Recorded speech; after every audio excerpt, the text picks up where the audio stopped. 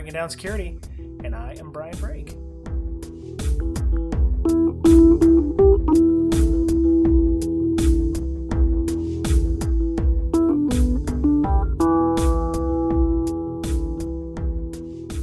Welcome back, listener. This is Ms. Berlin, also known as Sleepy Smurf, and Mr. Betcher for Bringing Down Security. What's up? Hi, everybody. Yeah, it's a little late tonight on Saturday 11th here when we're I'm recording. gonna pretend to be chipper. You're gonna pretend to be chipper. Well, what time is it for you? It's like It is 11 o'clock oh gods. Well, at night. you're the one who said, "Oh, don't worry. After I put my spawn to bed, I'm up all night, whatever." And Well, I don't have them this weekend, so I just sleep the whole weekend. I see. Okay, yeah. Before we started, she's like, "We better get this started. I'm about to fall asleep." So she's dying. She took her melatonin before she started here, so now we're all like, I even had Smurf. coffee this morning. Really? Yeah, I never have coffee. I love me some coffee. I got back into it when I moved up here to Seattle. Well, that makes sense. Well, yeah. I used to be a tea fan, but yeah. All right. Mr. Betcher, how's things going with you? You were telling me some interesting stories about the malwares. Yeah, getting some good malware captured at the old workies. I want you to briefly recap the story you told me because I had max lulls when you were telling me that story. Please, Please, sir, please. Okay. Let's see. It all started. Now, it wasn't a targeted attack. We found out later because one of our employees had gotten it from a friend that was unrelated to business. So it was happenstance that we found it, and or that she had gotten it on her computer. So totally unrelated to business, but it was a pretty cool piece of malware nonetheless. It was an executable that was disguised as a PDF. When you open it, or when you double click the executable, it actually does open a document. I mean, the document is embedded inside the file. It calls Adobe Reader, provided you have it on your machine, and actually brings up a document. So you think you double clicked a document and opened it up, but actually it created some persistence and actually added some ability for the hackers to view your screen and actually control your screen. Yeah. So I was, I executed the malware. I ran LogMD, was looking through some reports, but I got distracted and I started doing other work on my work computer, and I have several screens at work. And then all of a sudden I notice things happening on my other screen, and I'm like, what? And so the malwarian is sitting there looking at my LogMD reports and going, "Oh, that's not good." So they're highlighting cells and deleting the cells, right? And then they're saving a blank document on top of what was there. And I'm like, okay, that's a weird way of deleting files. And so eventually they started like looking at the directory where all my reports were, and they would highlight the entire directory and right click it and, delete it. And then they would go to the trash can and empty the recycle bin and stuff. It was really funny to watch the guy. And, well, it could be a lady too. Let's be equal opportunity here. There are ladies. Okay. More than likely, it wasn't. And it was pretty interesting. I'm like, dude, these are in the logs. I could just generate all those reports in a few seconds. Right. It was really funny. You need to change the background on the windows to say this is a sandbox or something, because he probably would have, crapped his pants for you to realize that he'd been found out playing around on the desktop or whatever. Right. I kind of ruined his day, I guess, because at first I usually upload the hashes to VirusTotal to see if VirusTotal knows about it, and it was not uploaded. Nobody uploaded it yet, so it was unknown at the time. So you could open up a notepad and I went ahead and uploaded it when I was done with that. Yeah, I should have opened up Notepad and said hello, things like that. But I get you, sucker. My name's Brian. Who are you? Oh, that's funny. But I didn't want to poke the tiger, you know? Yeah. And because that kind of presents itself a challenge, like, hey, this guy really knows about me and all this stuff, and I'm gonna try my best, that make my lifelong goal to get the best of this guy. But no, I don't like to do that, just because I want to keep my company safe, right? Yeah. But it was really interesting. So were you able to glean from the logs what was being pulled back, or what was open? Because obviously it was some kind of tunnel, right? Reaching back. Mm-hmm. Did you find out the CNC? It was a standalone executable still running, and that was the actual malware, and that was what persisted. So he packaged it all, and I think he used Visual Basics, I think, to create the malware. At least I saw some hints of that. And this was a Friday afternoon, so I didn't have that much time to really dive into it. But and of course, I had a lot of other work to do. Yeah. But it was kind of neat. Okay. It's just the kind of the things you see. It's one of those that was all packaged into one thing. Didn't have to download something. Yeah. And it was really pretty cool. That's pretty awesome. That's pretty. I love that. So that's it's never a dull moment when you work, man. I'm telling you. Yeah. All right. Well, so our podcast this week, we're going to be delving into. We don't normally do news of the week, but I think this is something that we need to talk about, because if you've not been following anything ever anywhere, there was this. Wikileaks came out with some of the stuff from the CIA hacking. They called it Vault7, affectionately or inaffectionately known.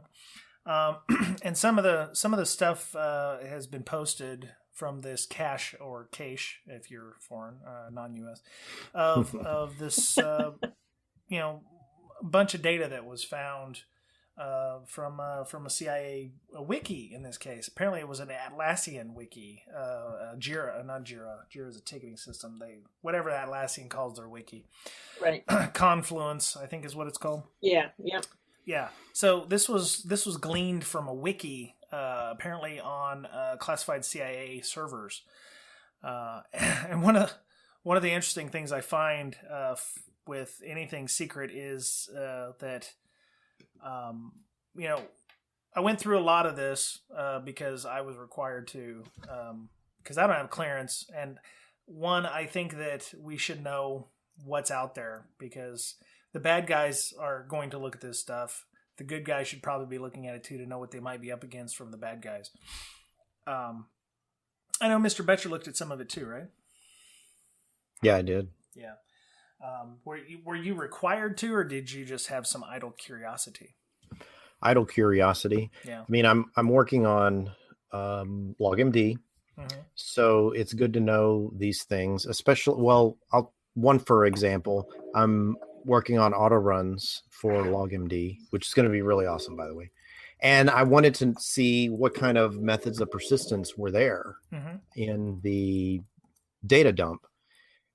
So I was checking them out, and really nothing that's shocking there. Yeah. Or no revelations that I saw in that particular, subject matter. Yeah. Yeah. When I worked as a government contractor and a government civilian, I was in the Navy. I had a clearance, and people, felt bad, and they warned you, like the security people were like, oh, don't look at that stuff because it's secret and whatever.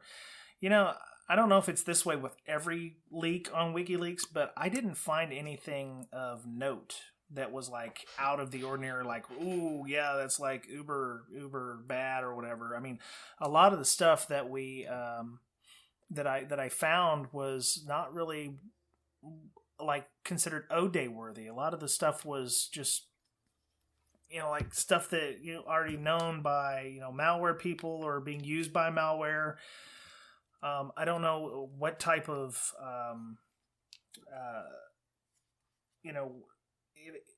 it just didn't seem like it was that noteworthy for me. I mean, some of the revelations they talked about with smart TVs and stuff was interesting, but it wasn't awful. I mean, we know IoT sucks. Yeah. The documents. I mean, I'm not saying there isn't one that I haven't seen. I didn't see any. Yeah. Right, but I didn't dive through every page, and it says that there's. Let's just assume there's 5,000 pages, but most of the pages have old pages Right. with them, like, oh, this is the prior version of this particular page, and you look at the prior version, it was like an empty shell or whatever. Yeah. So I'm not sure if that's actually 5,000 pages or if it's 500 pages with each one having 10 prior versions. Yeah. So. Yeah. So what did you think about what you looked at so far, Miss Amanda? Did you have a massive look at it, or are you trying to stay? I didn't look at a whole lot of it. I spent, I don't know, 20, 30 minutes just poking around, seeing what I could find. I just downloaded the whole thing with wget, and I looked at some of the pictures. Yeah. I read the blog that was on the Wikileaks page that tried to explain it, which I think a lot of the reporters just went that further and didn't go any further. He was talking. I don't know who wrote that blog post, if it was Assange or one of the other toadies over at Wikileaks, but they were talking about how the CIA hoarded vulnerabilities and or cyber weapons as they call them, and I don't think the CIA hoards them, much like other companies that do security research. They don't hoard them; they just sit on them because one, they're either trying to make money or they have to do work themselves, which requires them to be able to infiltrate things. I know, like if you're doing operations, you have to have tools to be able to get in to look at bad people, and depending on who you are, your definition of bad people is different, but mostly CIA works on foreign type agent or assets or people or things, and they have the whole concept of the CIA. That's what they're supposed to be doing. Yeah, I mean, they need to have tools that allow them to do things, so if you did go through this, you do find various processes or various tools that they suggest, but all of this stuff is mostly open source or has, already been used in the real world, which I found interesting. And then, of course, as the week went on, there was other reports talking, like the RAND report, talking about stockpiling vulnerabilities is a good thing, which I found interesting. They said, on the other hand, publicly disclosing a vulnerability that isn't known by one's adversaries gives them, I would assume, gives the adversaries the upper hand, because the adversary could then protect against any attack using that vulnerability while still keeping an inventory of vulnerabilities of which only it's aware. So, if you... Although if you look at it that way, nobody's good at defense.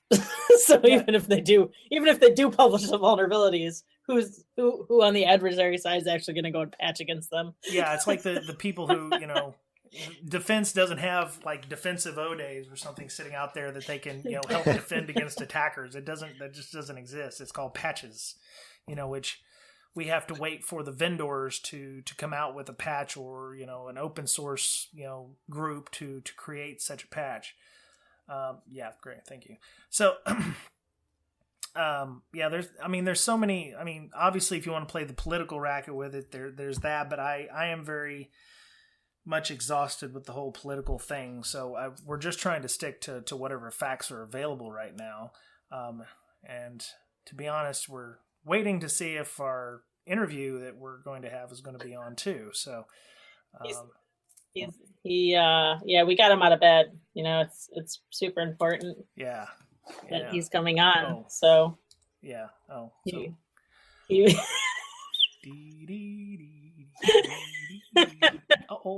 Oh my goodness. Oh snap. As we live and breathe. Oh my goodness. You're muted, Dave. Yeah. Very nice. He's still muted. There we go. Hey, how's it going? Yes. Oh, Dave, what's going on? Doing good. Okay, so the dulcet tones you're hearing right now, we started a little early. We started without you, but it's cool. You come to the party fashionably late. It's all right. Thank you for joining us. By the way. Oh yeah, it's just this whole thing. Please. Yeah, I couldn't. I wear this all the time. They went and changed. I wasn't gonna. I didn't see that. I knew we had this scheduled, and I didn't see anything pop up. So I was actually like laying in bed with like a tank top on. So I'm like, oh, you got to put your shirt on. Crap. We're good. Yeah. Nobody else sees the video. You could have just left the tank top on. Oh, no one sees the video? No, we don't do video. I'm sorry. Oh, all right. We're not high tech. It's just for like us. That. So this is Dave Kinsey. You may know him from such newscasts as Fox Business News. You weren't on there recently, but you were doing the media circuit this week, right? Yeah. I was on Fox Business this week, and I think BBC and a few other ones. Very cool. Yeah. Well, good. I like the BBC. Yeah. So. Yeah. So we are talking about the WikiLeaks stuff. We're trying to keep it non-political. Obviously, because we don't do political, and we're exhausted from the whole political thing. So, before we brought you in, we were talking about how I read the blog, manifesto or whatever you want to call it before, and they were talking about how the CIA hoarded vulnerabilities and cyber weapons, and I'm thinking the CIA has to have tools to be able to do their job. That was the idea. So, I mean, do you believe that they should be quote unquote hoarding these, or do you think they should have shared these out with manufacturers when they got them? Well, I personally believe that they should be hoarding them. I don't think it's any surprise that the CIA actually conducts espionage and offensive operations. What? You do? What? They're spies? The CIA? Yeah, I know, the spies. Do you believe it? Like, I didn't even know that existed in this country. The NSA, how do they collect intelligence abroad? Yeah. Well, historically, CIA has always been on foreign soil doing whatever they're clandestine operations, and the FBI is domestic, and the NSA is kind of in a gray area. Well, yeah. Their primary goal is intelligence gathering, right?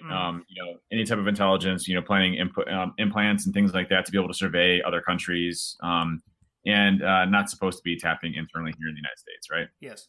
And, the idea is depending on who the bad guys are, if you're, against the government as it is or whatever, the CIA is going to be a bad guy.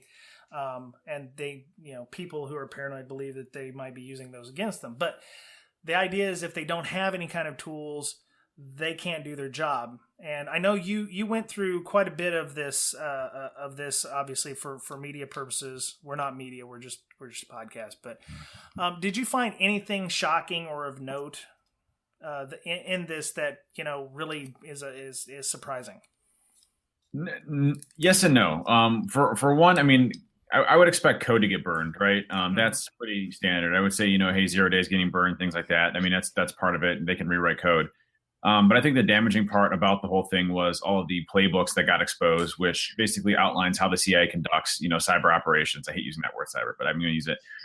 So using cyber operations abroad. It explained the cryptography that they use, cryptography that's still safe.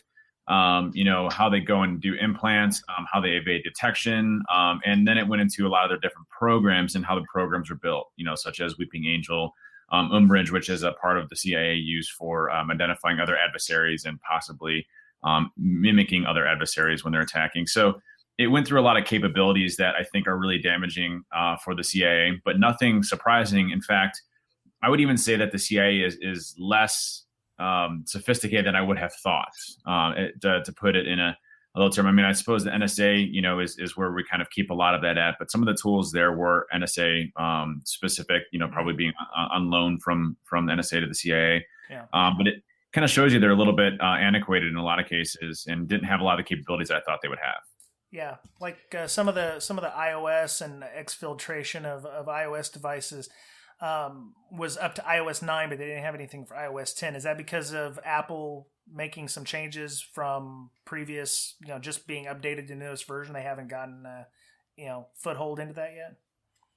I just think you see iOS continues to increase the game, and it becomes harder and harder to get into it. And when these exploits are released, Apple looks at that and says, okay, how do we make that even better? And it continues to move forward. So Android, I think they had 26 Android exploits. Yeah. But I think we kind of expect that.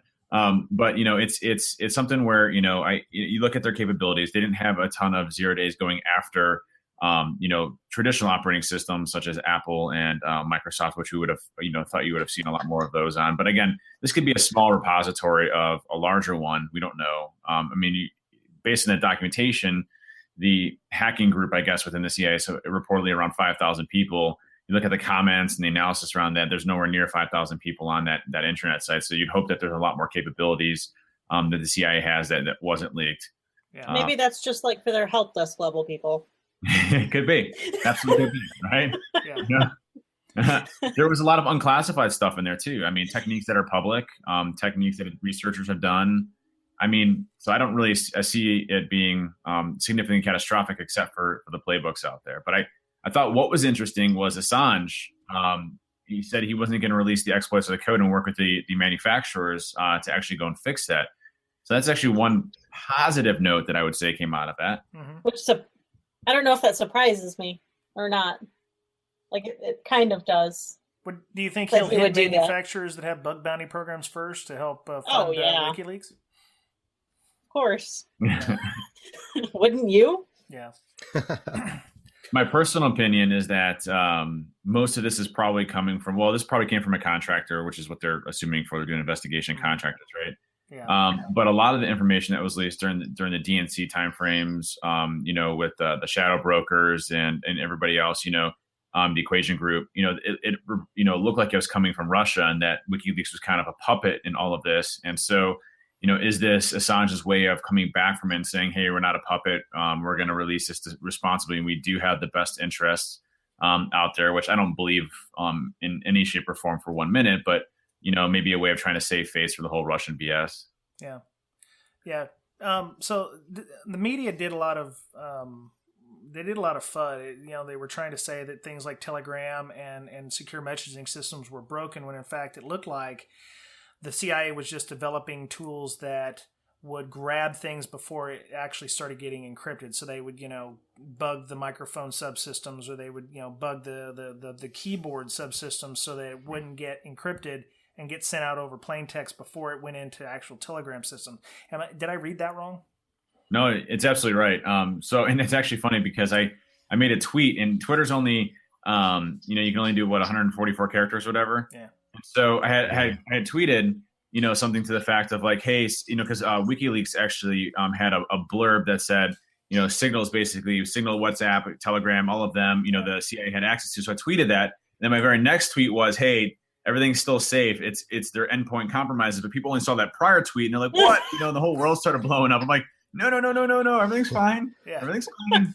I must have responded about 50 people about that one, but no, everything looks like it's safe. The encryption is good. There doesn't seem to be any signs of that.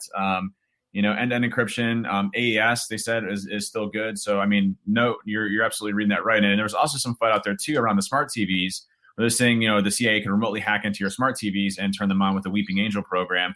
It turns out they needed physical access, with a USB in order to upload the code. So, okay.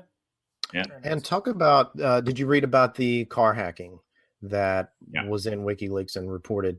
Did you find anything interesting in that?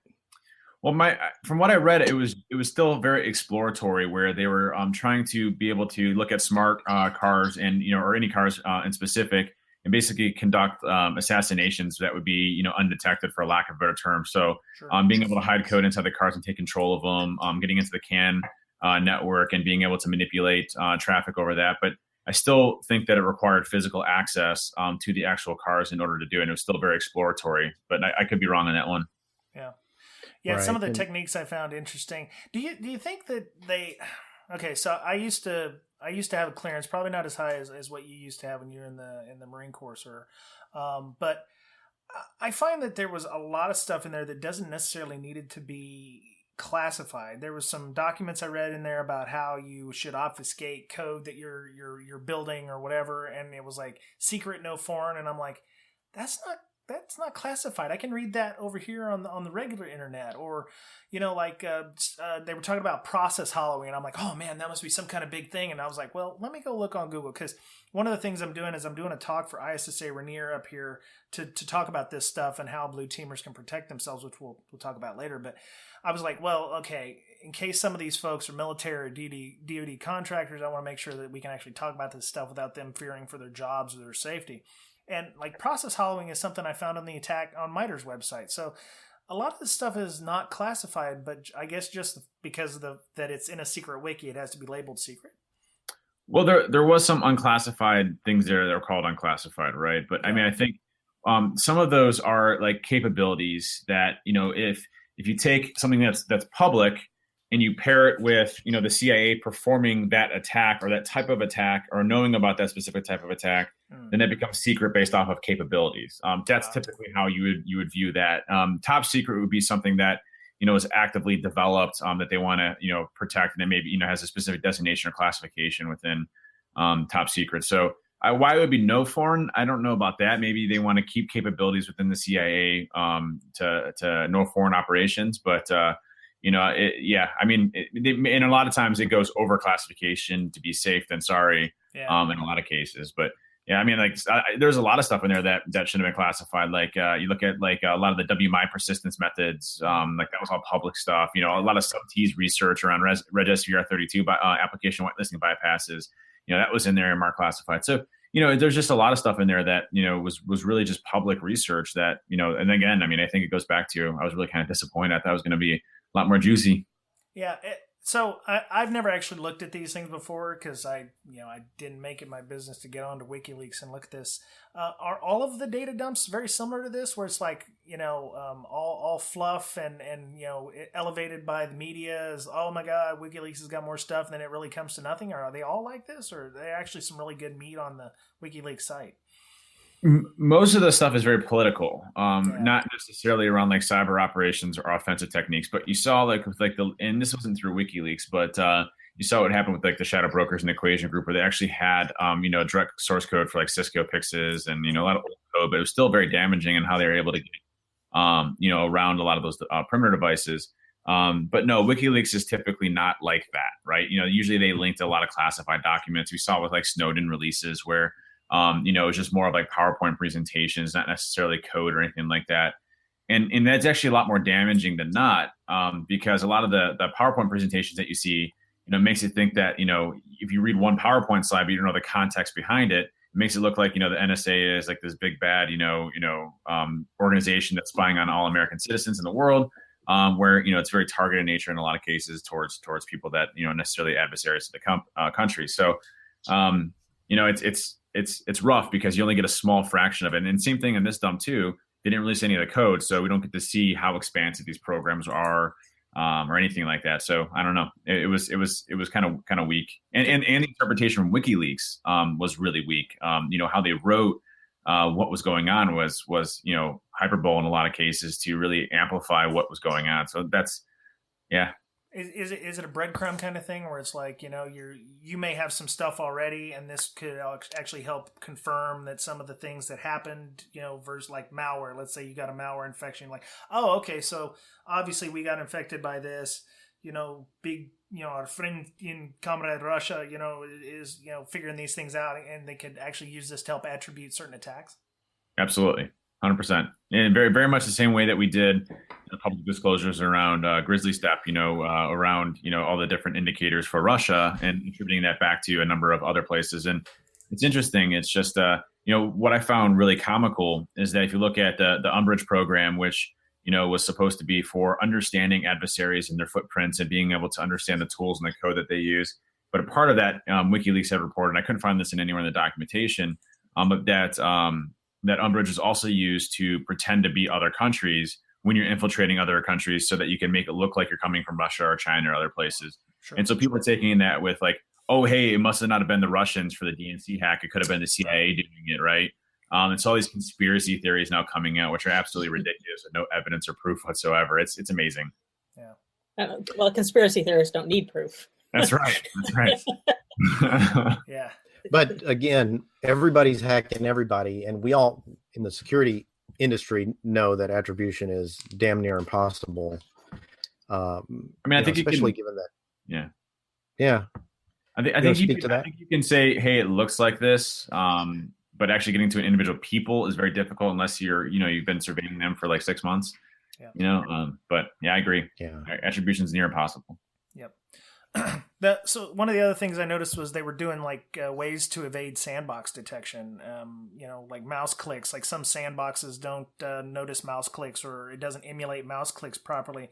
Is that something that's been public knowledge? Or obviously, if you're analyzing malware like Mr. Betcher does on a regular basis, having a sandbox that actually does things properly, and if you can evade that sandbox or that detection, have that detection mechanism, that must make it more difficult to analyze your malware. Yeah, there's a number of bypasses out there. I believe the mouse click ones are public.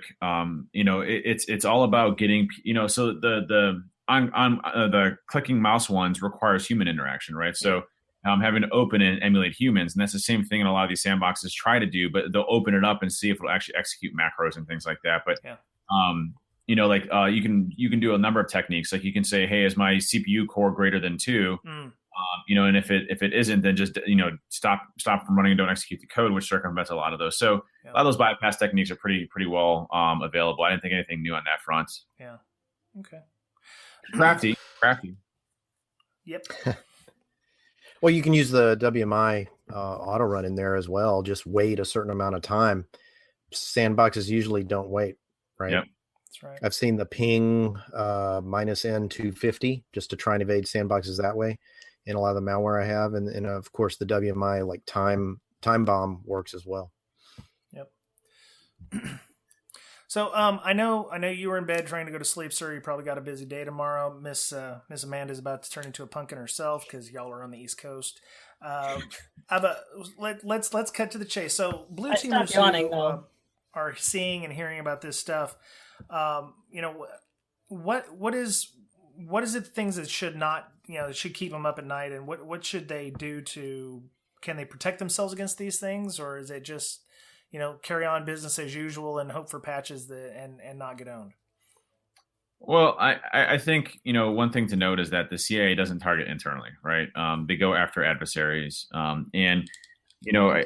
People can make the argument, well, hey, what's checking their power and their balance? And believe me, there's a lot of checks and balances in place to ensure that, these groups don't go internal to other folks. So I don't think there's a lot of risk there. One thing I will say is that we absolutely have to have these capabilities because our adversaries do as well. Russia, China, Iran, North Korea, Syria, Syria to a lesser extent, I suppose. But, all these countries are developing these techniques and, developing code, and just have researchers doing zero-day research all the time developing this stuff. And so we have to have the same capabilities to even play in this space. It's not about having the largest military anymore. It's about having the best hackers out there. And that's really what this is about. So, if you're afraid that our country has that, you were really in a small, tiny box that you don't see the rest of the world for what it is. There's a lot of real bad people out there. I don't want to use fear as a method for that, but we need to defend ourselves against it. So for people that want to defend, I still say the same techniques work. I mean, I'm a huge advocate of I think it's a legacy term from SANS, but the defense in depth strategy of multiple defenses, network segmentation and application whitelisting and known good and building out detection capabilities, doing a lot of stuff that we talk about. It does work. If you look at the CI documents, a lot of those would have prohibited the attacks from happening. Yeah, cool. So I have a really good book that helps out with that stuff too that I can mention later on. Oh yeah, wow. Is that right? So no, I mean it all starts with like step one. You mentioned SANS inventory, right? Mm-hmm. If you don't know that Bob took his old desktop, stuck it on the floor of the server room, and hooked it up to the internet so he could change his admin password or whatever. I mean, the CIA dump is the last thing you have to worry about. Absolutely. So we shouldn't be going and grabbing a drill and modifying the TV in our conference rooms to get rid of the cameras or the microphones inside of them then? Well, I made a joke, but it's going to happen, right? It's going to happen next year at RSA. There's going to be like 500 companies talking about like firewalls for your smart TVs and code, then antivirus for your smart TVs. It's going to effing happen. Yeah. Everybody's going to be handing out the little camera things for your smart TVs. And it's like, hey, here's a safe smart TV plug that, prohibits it from going out to the internet. And, I'll just use my 18 volt Bosch with my 3/4 inch drill bit and make it a thing. So okay. So the TV thing may be a little paranoid. What about people bringing like IoT devices to work? If you're using an Alexa or something, should we be worried about that in the workplace about IoT devices being brought in or smart devices? Yes, but not to the full extent of our end users. Trust me, our end users are still our number one problem. Our perimeter is probably our number 2 second problem, right? IoT is probably on the list of risks. I would say far, far, far back there, but it's definitely still a risk.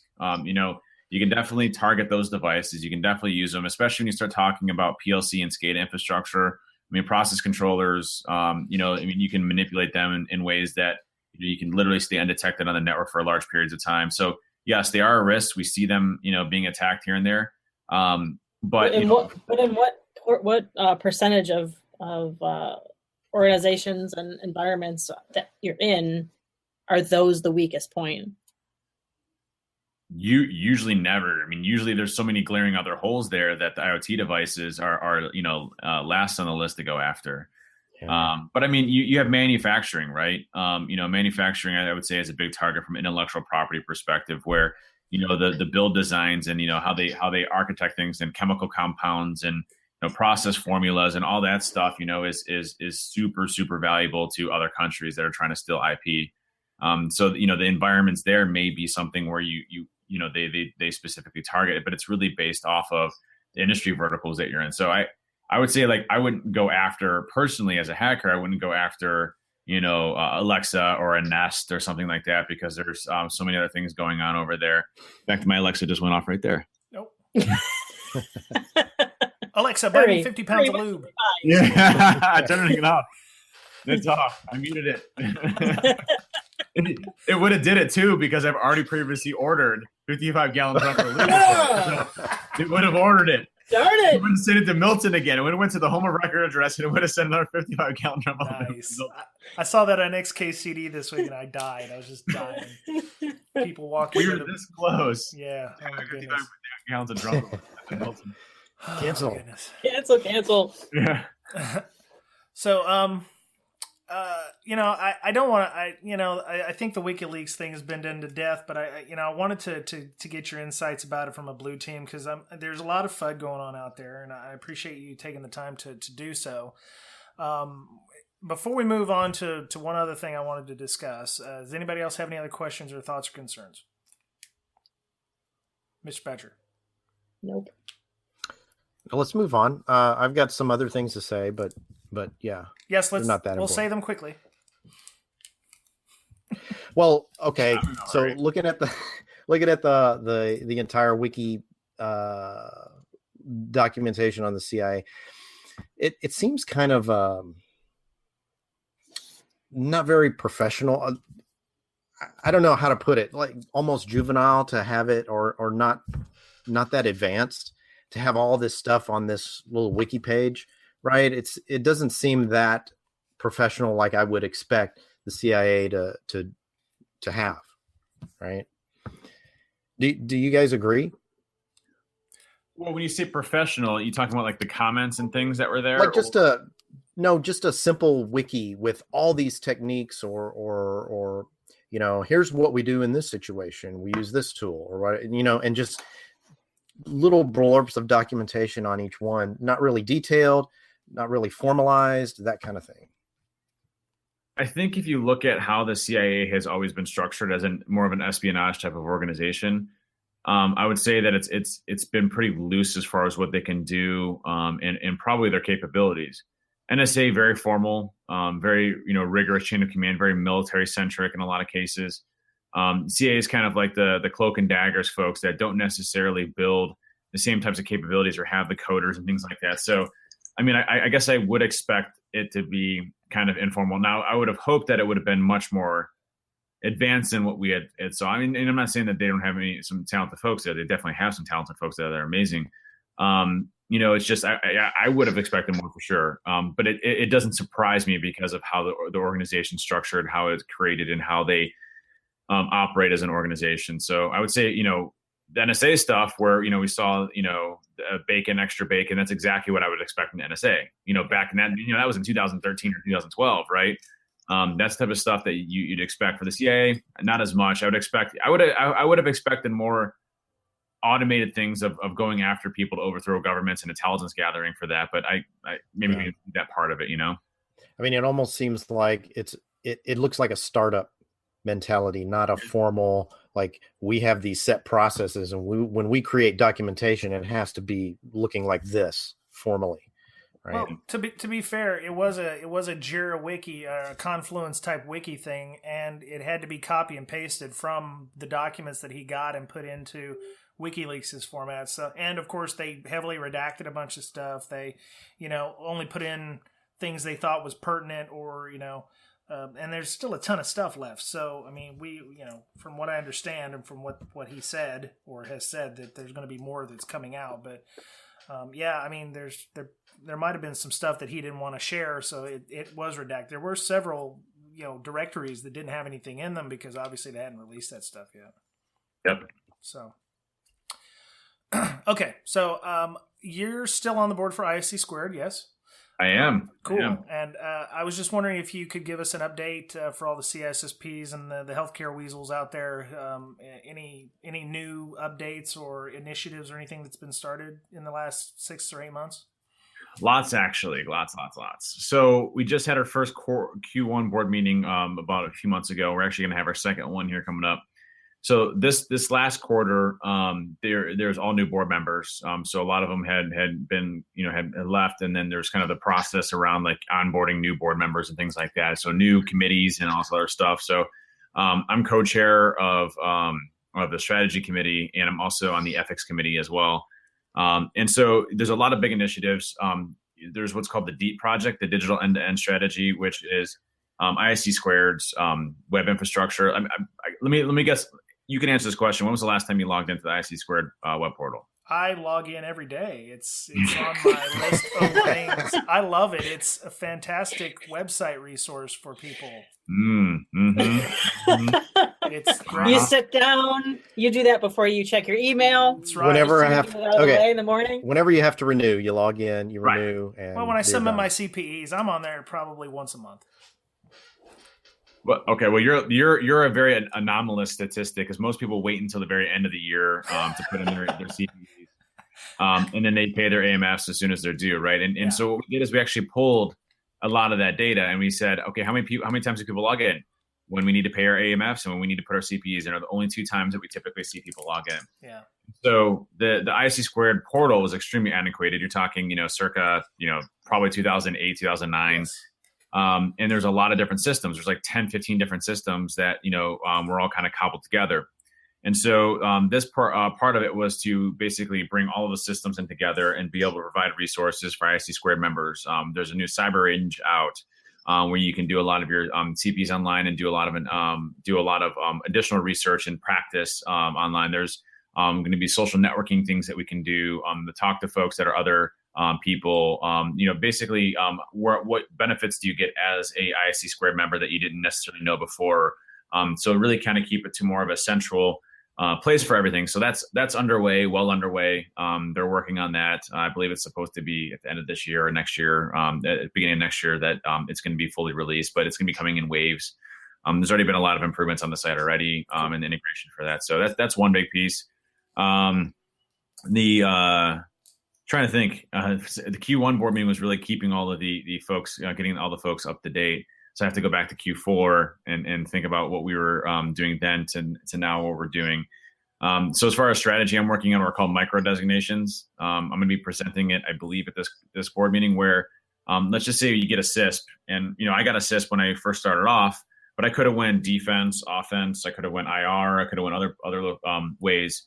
And so there needs to be a way within an ISC2 and CISP to track what your expertise are. And so I'm working on micro designations where you can use your experience or certifications from other organizations to help you get other designations. Like, hey, I'm a CISP-IR, a CISP-offensive, with certain criteria based off of that, and then allow you to network with other people in those areas. So, on the site, you can be like, hey, all the CISP offensive folks, we can work together and build offensive chapters and things like that through ISC2, and really kind of help you on your career and people when you go through the interview process to kind of show that you have a lot more of that experience there. So a lot of work on that.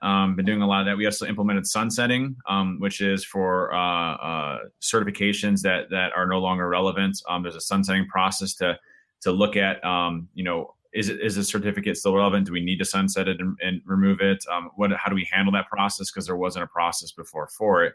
So, a lot of work being done.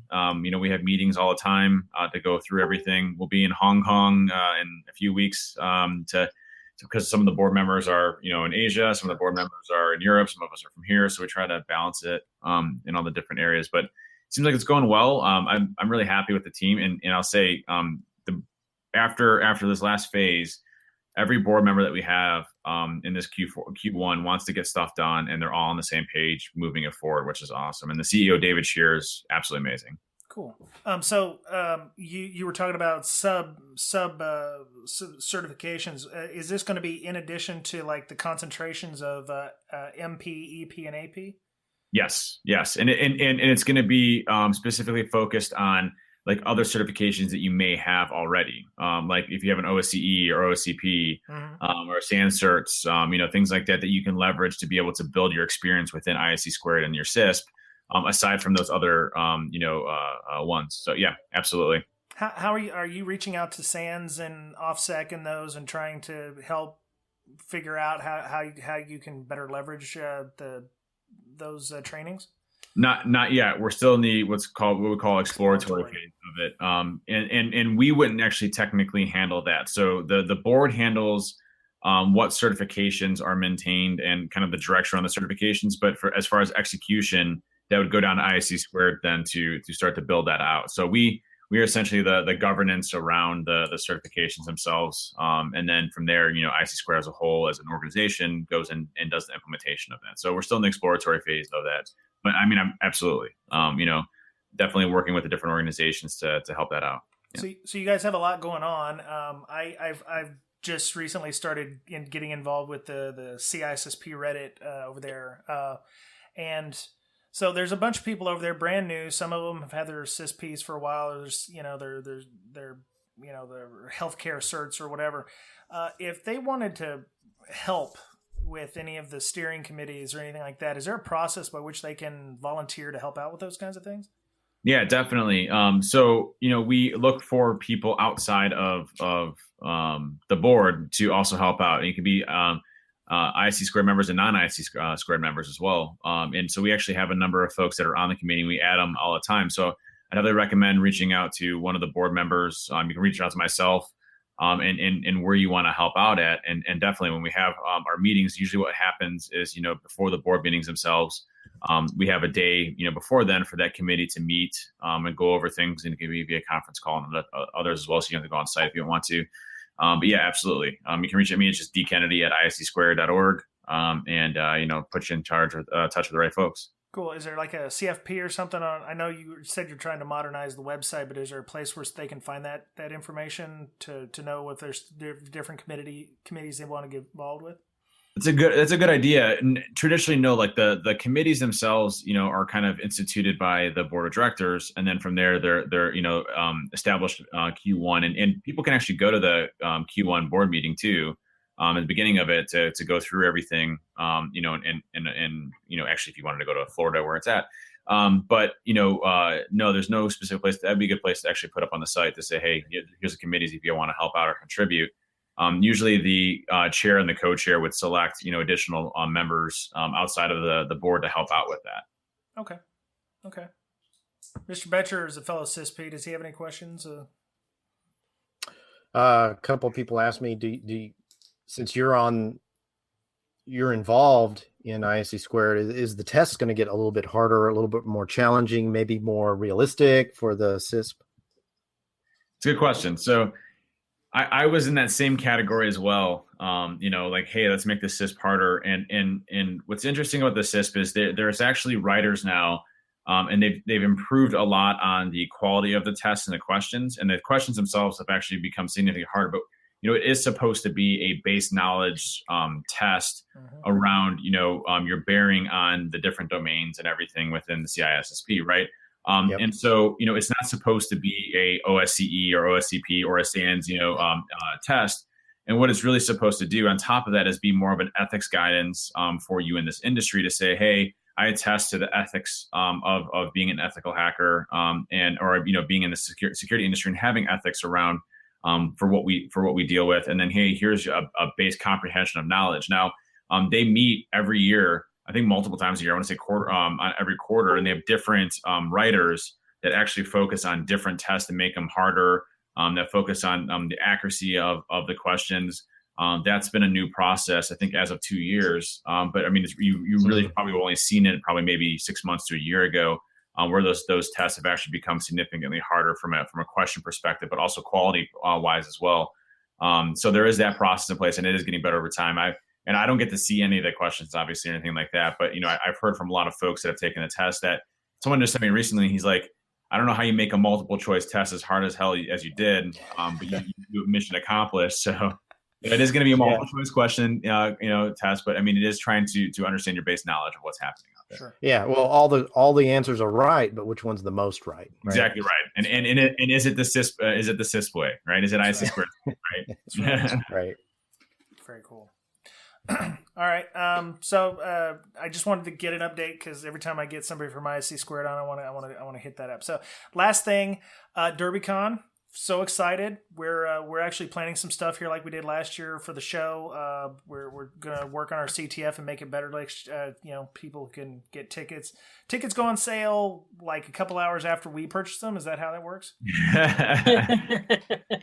Tickets go on sale Derby Day, which let me see what the date is offhand here. It's been funny because Martin has been wanting this day for his entire life, and I always mess it up somehow. So this year I got it right. And tickets are going on sale May 6th. The time hasn't been announced yet, but usually it's around noon. And if I say it's going to be noon, I usually open it up like 2 or 3 hours earlier. So don't tell people open ahead of time. Dang. I know. You can't be F5 in it. I'm not gonna let you F5 it. I have my alarm set for like 6 a.m. And I make sure I'm up and looking at this stuff because I never want to not have a ticket. They sold out in less than a day the last time, so they did. Yeah, and obviously we want everybody to be able to come to Derbycon, but we're in full plan mode right now.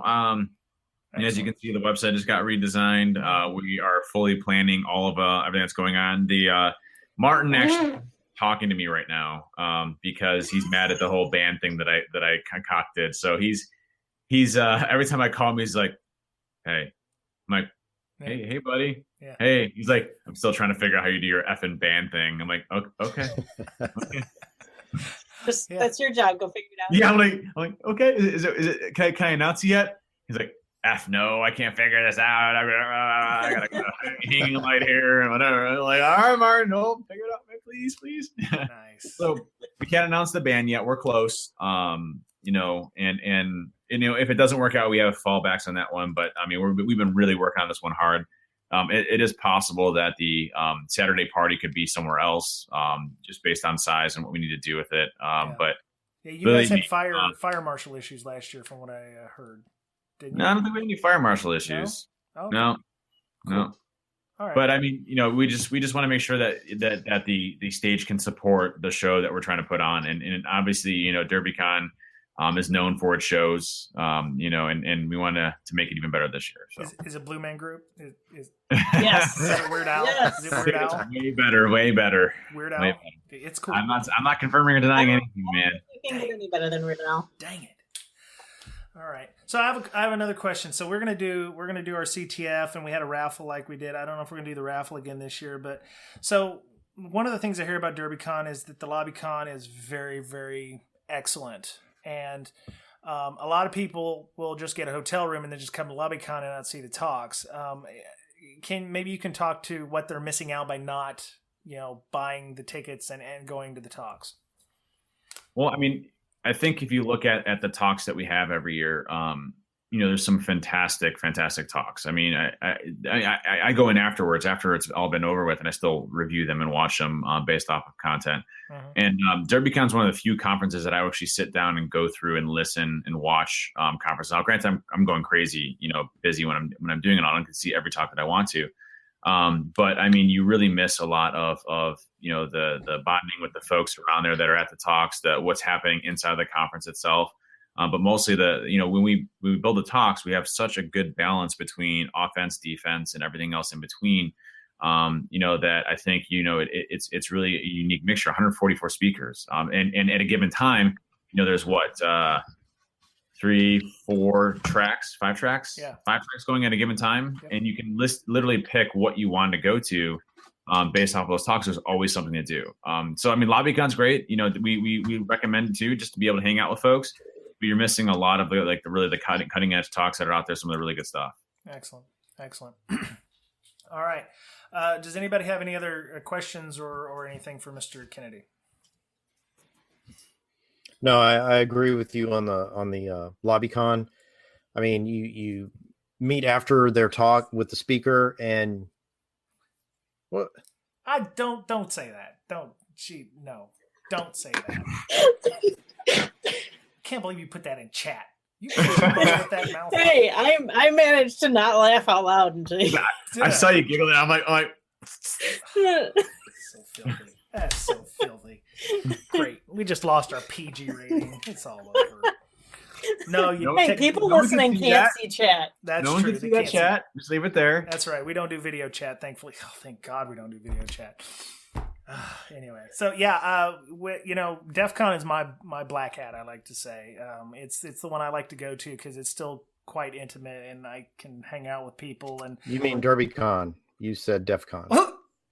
Yeah, well, it's late here too. I was like, it's still intimate. I'm like, yeah, 25,000 people. Yeah. No, Derbycon is my black hat, is my DEF CON because it was the first one I ever really went to that was like, one of the big ones, and I still enjoy doing it. And I'm glad you guys are going to be moving to a bigger venue because I'm sure that will allow you to be more flexible in how you want to do things.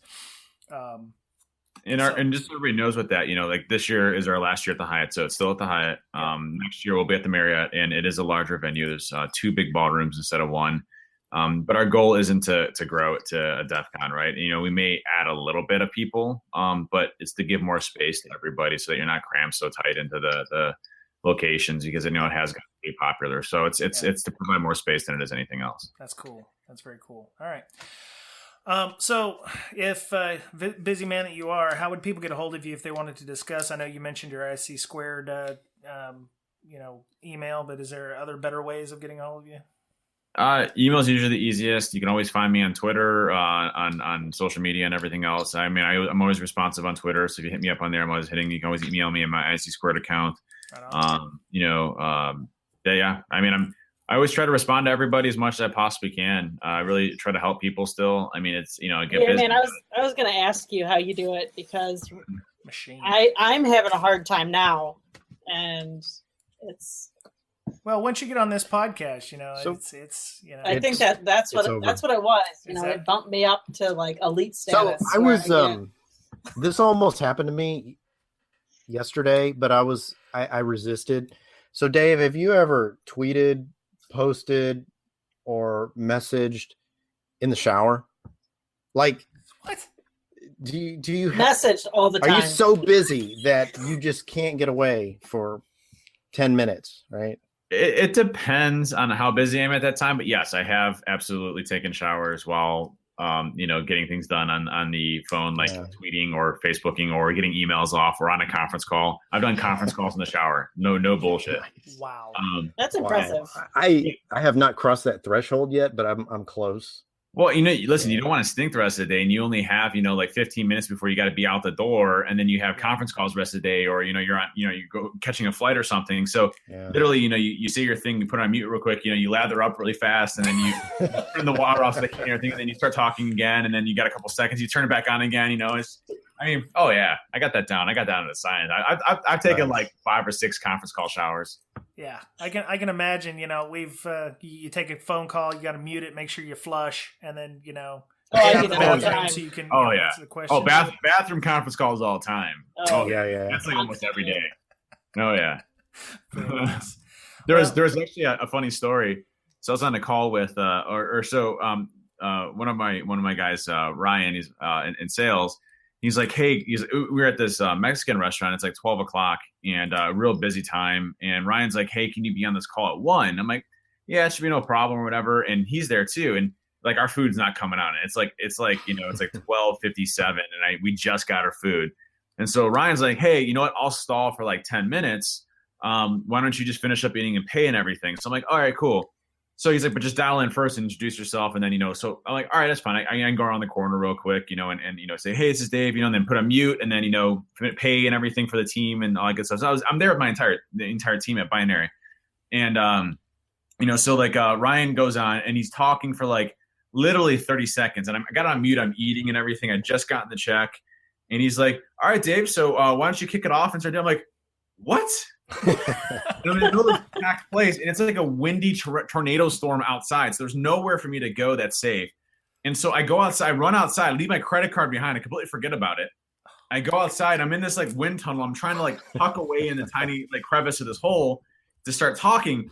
And then when I have a second, I mute it again, hoping that Ryan was going to take it over again. So I go around the corner, like I get a block away, and I'm like 6 blocks away from Binary. So I get a block and I have to go back into a corner again and start talking again. And then I mute it again and then go 1 more block and then have to talk again. It was a nightmare. And then so then it just got worse from there. So I didn't realize I left my credit card and I had to fly to San Francisco and I only have 1 credit card on me. And I go to get my rental car and they won't effing take, debit cards because I left my credit card at the Mexican restaurant. So I have no credit card. So then I'm Ubering it everywhere. And it was an absolute train wreck. So yeah, Ryan needs some rubber hose cryptanalysis. Ryan, you said 15 minutes. He's like, yeah, I totally forgot I said that. Sorry, I thought you were done. I'm like, the military did teach us eat lunch in less than 15 minutes, but dang, dude. Oh yeah, absolutely. Yeah. That was high stress, but no, I showers in the car. I've done it while inside of like a getting an exam. Like your yearly physicals. Okay. That doesn't matter. Wow, excellent. Jeez. It's like, Dave, are you okay? You're coughing on the other end. Oh, I've been sick. Yeah. Is it awkward? Like you're like, whoa! Oh, sorry. Oh my God! All right.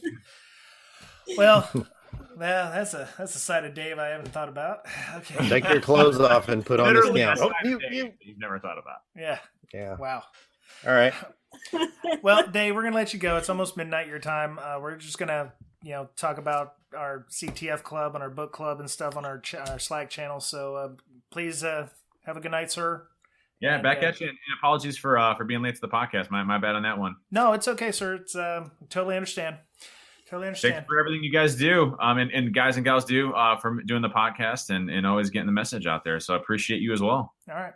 Thanks, sir. Thanks, Dave. Thanks, man. Have a good night. See you later. Good night. Bye. I hate that All guy. right. He's so Man, such a jerk. What a jerk store. Never happy. Complete jerk store. Yeah. All right. Well, that was Dave. I'm glad he finally was able to get on. I'm sorry we got him out of bed for it, but I think that was. Yeah, he's one of my favorite people ever. Yeah, I like him. I look forward to giving him much awkward hugs at Derby. So since I screwed up the name, like I'm an idiot. So yeah. Make sure you wear really tight shirts at Derbycon. Yes. Look, I'm telling you, it's Wear shrunk that in the one. wash, and I'm naturally very muscular. For those of you that aren't watching. Yeah. I'm very naturally muscular, and it's shrunk in the wash. So yeah. So let's talk about some Slack stuff, because Slack is kind of taken off for us. It's fantastic. Yes. Well, some of the things that have started, I'm starting my Slack channel now, because if you guys hear any Slack notifications, I was going to do the same thing. Yeah. So some of the stuff we started in the last week, we've got a new malware channel. So if you have malware, you want to do some discussions on malware, you can get in there. A couple people who are of note in there. We've had Tyler Hudak come on and talk about some malware stuff. We've also got Matt Domko, who you heard at B-Sides Seattle Audio, talking about we talk about malware infections, we talk about malware theory, we talk about all kinds of stuff in there. We started a DFear channel, so if you are into digital forensics and incident response stuff, we've got some stuff going on there. Our CTF club's going strong. We've got what level of Natas are we on right now? Like 16-ish? 16, I believe. Okay. I'm 16.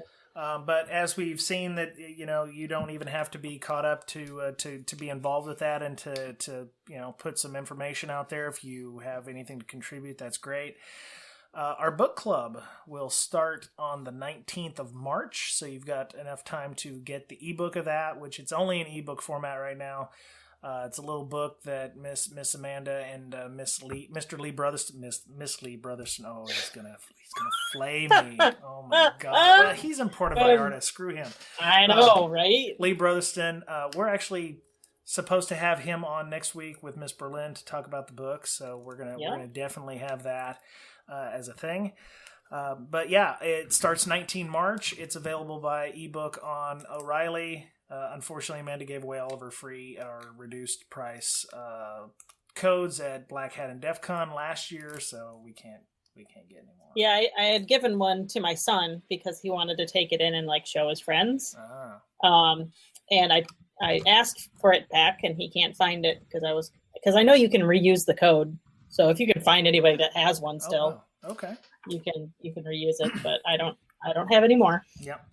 Mr. Betcher's, a big fan of the malware channel, so he just joined that today. So he's in there, talking about the malwares and stuff. So he's gonna help out with some stuff in the near future, I'm sure, when he can spare some time. So if you guys have any questions or whatever, I think these Slack channels are a great resource for collaboration. Oh yeah, you get people on who've may have been there, may have done that before, and helping out everybody. Yeah, of course our general channels are most popular. We have 222 people in there. I know. What happened? I mean, obviously all 222 aren't talking on there, but yeah. I'm disappointed that 2 people that I've invited haven't joined. Well, maybe they haven't listened to the show yet and know that you're not on there, because I'm getting right. That a lot, yeah, so. Could be. Yeah. Mr. Betcher made one of his rare posts in the general tab. That's nice. Oh, so you're probably like, well, Brian, shut up and tell us how to get on here.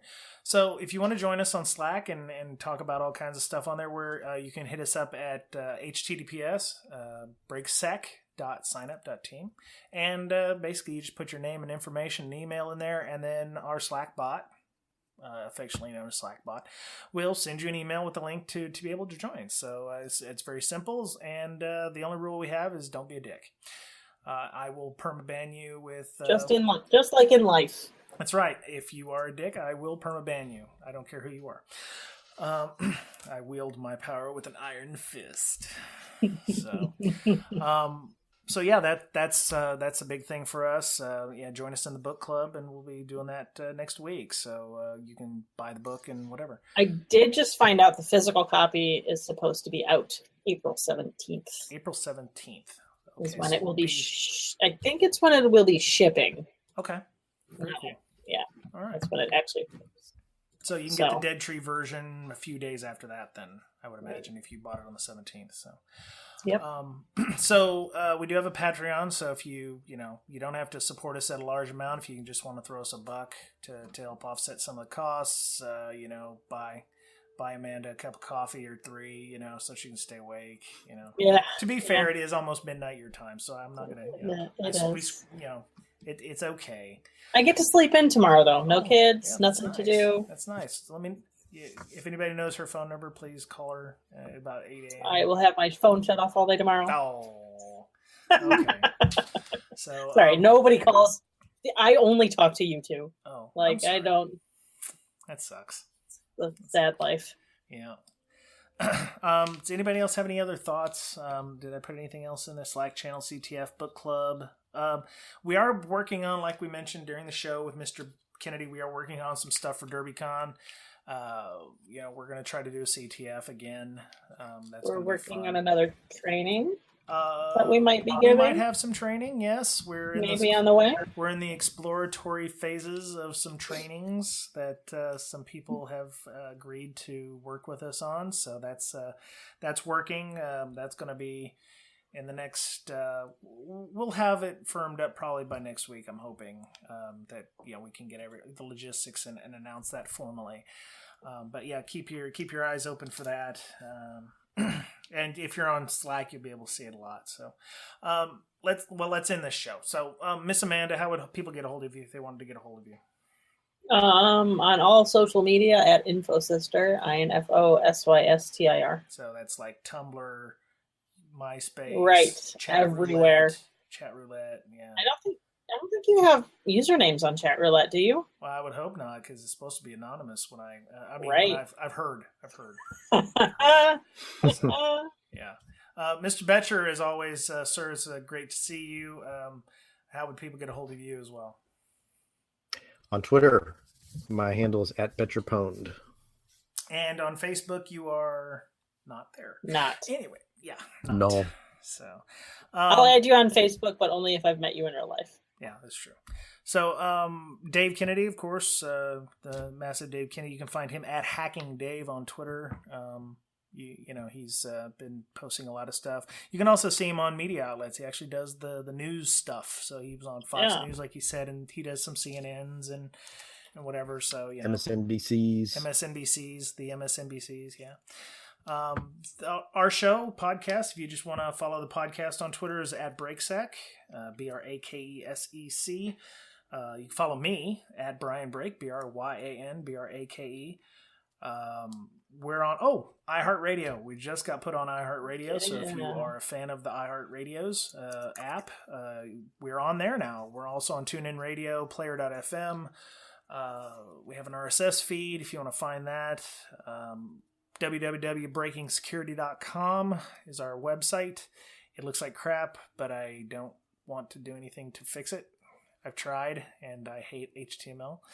I do, you know, and I don't really want to pay somebody just to put some fancy stuff in there. So I'm like, I can leave it this way, or, you know, I guess I can take some time to get into Libsyn and put their proper templates up or whatever. But yeah, we're all over the place on there. So yeah, that was it. I think this week, great show. I'm glad we were able to get Dave on and talk about this. So next week, yes, unless something massively changes, it'll be Amanda and Mr. Lee talking about the book, Defensive Security Handbook, on O'Reilly. So check that out. We'll have a link in the show notes to that for the ebook. So that was it for Breaking Down Security this week. Everyone have a great week, and we'll talk to you again soon. Bye-bye. Bye, everybody.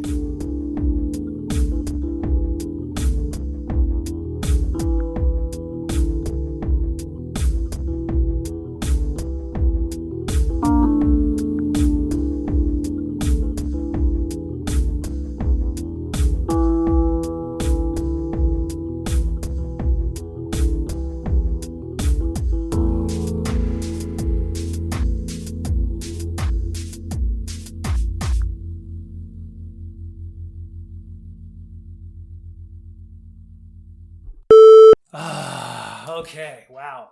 That was Yay. awesome. That was pretty good. I was like talking to Dave about the ISC2 stuff because I think it definitely needs to be put out there. I know some people listen to the show for CPEs and stuff, and it kind of matters. So I wanted to talk about the ISC2 stuff. So,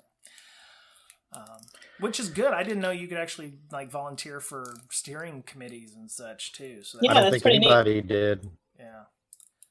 Yeah, I hope they modernize that website pretty damn soon because submitting CPs is always painful. So. That's why I don't have my CISP, because I Well, that's don't why wanna- that's why everybody's like they log in to pay and they log in to put. No, in I don't want to 140 pay for a cert, and I don't want to have to keep track of CPs. Well, between the SANS courses I take and going to Derbycon, that's my 40 for the year. Actually, I always end up with like 150 for the year, which is 30 more than I need for the 3-year period. So, and we're recording. Can I get a sound check? Test, test, test. Yep, looks good. Okay.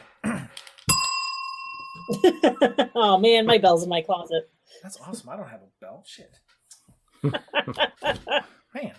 That's awesome. You'll have one of those old bicycle horns. I could rip the one off my wife's bike. That might work. There you go. Yeah. She'll never notice. All right. Oh, yeah. Before we start, close thy slacks. You're going to... Sorry. I'm sorry. That's okay.